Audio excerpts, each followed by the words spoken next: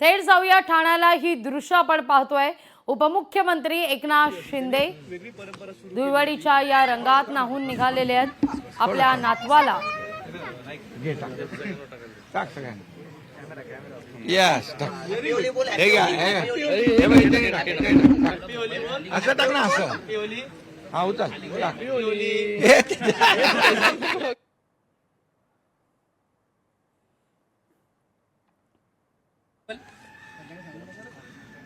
हाँ होली है बुरा न मानो होली है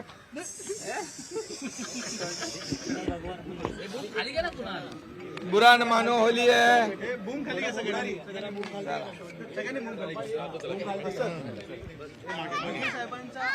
हाँ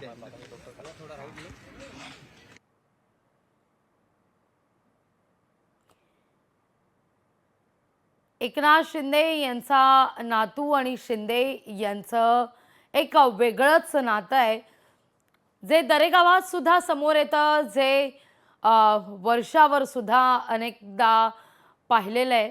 आणि आता ठाण्यातली ही दृश्य आपण पाहतोय। एकनाथ शिंदे आपल्या नातवासमवेत, आपल्या मुलासमवेत, खासदार डॉक्टर श्रीकांत शिंदे यांच्या समवेत आणि आपल्या कर्मचारी वर्गाबरोबर होळीचा हा सण उत्साहात साजरा करतायत।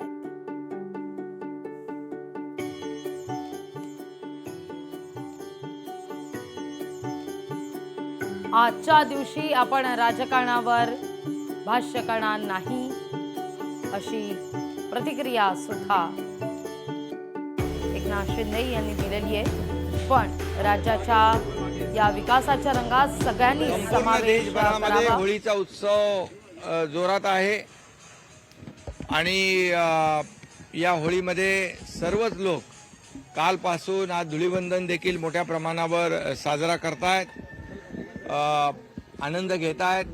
आणि होळी आणि धुळीवंदन असा एक कार्यक्रम आहे, सण आहे की यामध्ये मित्राला भेटतात, परंतु दुश्मन भी दुश्मन को गले लग जाता है। आणि म्हणून असा हा होळीचा सण या महाराष्ट्रात नाही देशभरामध्ये साजरा होतोय। आम्ही 2.5 वर्ष या सर्वसामान्य लोकांच्या जीवनामध्ये आनंदाचे सप्तरंग उधळण्याचं काम करतोय। असंच पुढे देवेंद्रजी, अजितदादा, आमची टीम असंच पुढे काम करून या महाराष्ट्रातल्या जनतेने जे आम्हाला भरभरून रंगांची बरसात, मतांचा वर्षाव केलाय, त्यामुळे आम्ही त्यांच्या जीवनामध्ये देखील आनंदाचे सप्तरंग उधळण्याचा प्रयत्न नक्की करू।